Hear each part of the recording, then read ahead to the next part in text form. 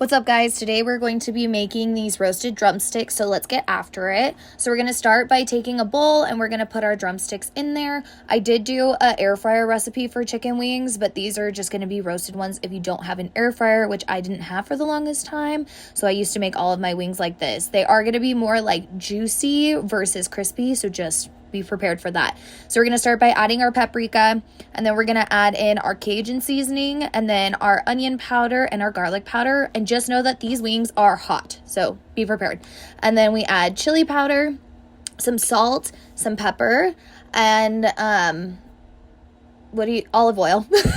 So we're going to mix all of that up. And you will have some extra seasoning, so just mix it all up until they're coated, like basically all the way coated, and then add a little bit more olive oil. This is the trick to make them super, super juicy and delicious. But if you don't want to add olive oil, it's okay.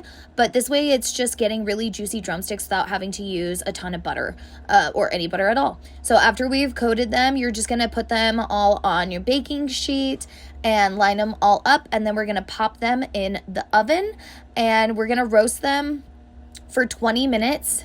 And then after they've been roasting for 20 minutes, that's when we're going to flip them. So you're going to start with them on the bottom of the oven. And as you can see, mine doesn't fully fit in here, which is fine. I have the tiniest oven known to man, but I've learned how to live with it. So we're going to flip all of them, and then you're going to put them in the middle rack of your oven after that. So mine, I don't even have to move the rack because the baking pan sheet doesn't even fit. So after 20 minutes, we're going to take them out, and they should look like this. And then make sure you use your meat thermometer. There is no shame in making sure that your chicken is cooked all the way through. I use my meat thermometer constantly. But after, once you get it to an temperature of 165, they're gonna look like this, and that's it.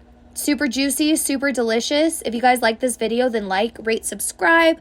dailyrecipes.co is our website, but bon appetit, y'all.